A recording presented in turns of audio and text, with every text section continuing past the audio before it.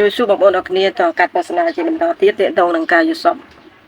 ហើយនឹងកាត់លេខផ្សងសំណាងការយល់សប្តិទី1ហ្នឹងគឺទាក់ទងនឹងការយល់សប្តិឃើញសត្វឆ្កែបើយល់សប្តិឃើញសត្វឆ្កែគេថាមានភក្តីភាពហើយលេខផ្សងសំណាងហ្នឹងគេឲ្យលេខ03និង21ជាបន្តទៀតទាក់ទងនឹងការយល់សប្តិឃើញឆ្កែដែរតែវាបលែកគ្នាលេខហ្នឹងគេកាត់ថាមានទុកព្រួយនៅថ្ងៃខាងមុខហើយមានការឈឺចាប់នៅក្នុងចិត្ត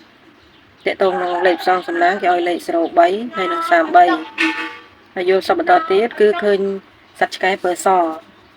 ទាក់ទងនឹងសត្វឆ្កែពើសហ្នឹងគឺមានទុកលំបាកនៅថ្ងៃមុខហើយបើទាក់ទងនឹងការផ្សងសំណាងគឺលេខ72យល់សប្តិឃើញឆ្កែខ្មៅទំនាយគេថាមានមិត្តភក្តិក្បត់ហើយលេខផ្សងសំណាងហ្នឹងគឺលេខ83យល់សប្តិឃើញឆ្កែឆ្កួតទំនាយថាមានរឿងដែលគួរឲ្យភ័យខ្លាចចិត្តកើតឡើងហើយទិញលេខផ្សងសំណាងគឺយើងទិញលេខចិត្តគាត់យល់សប្តិឃើញឆ្កែនៅឈរហាលថ្ងៃហើយទំនាយថាស្នេហាបាត់បង់កិត្តិយសលេខផ្សងសំណាងគឺលេខ18និង39យល់សប្តិឃើញឆ្កែឈរក្បែរឆ្មាទំនាយថាមានដំណើរហើយលេខផ្សងសំណាងគឺលេខ65អាហ្នឹងទាក់ទងនឹងការយល់សប្តិឃើញសត្វឆ្កែហើយមួយទៀតទាក់ទងនឹងការយល់សប្តិឃើញយើងញ៉ាំអាហារមានរសជាតិឆ្ងាញ់អាហ្នឹងទំនាយថានឹងមានមិត្តធ្វើដំណើរទៅពីឆ្ងាយហើយឆ្នោតផ្សងសំណាងគឺលេខ6គាត់យល់សប្តិថាទទួលទានអាហារមិនឆ្ងាញ់ទំនាយថា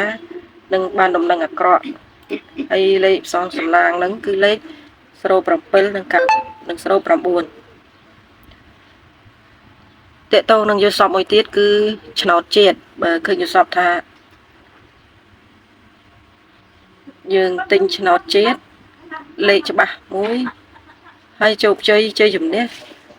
ប្រឡងជឿបហើយឆ្នោតជាតិសូមទិញលេខ08 25និង28នេះទាក់ទងនឹងការយល់សប្តិឃើញឆ្នោតជាតិហើយយល់សប្តិមួយទៀតគឺទាក់ទងនឹងឃើញឆ្អឹង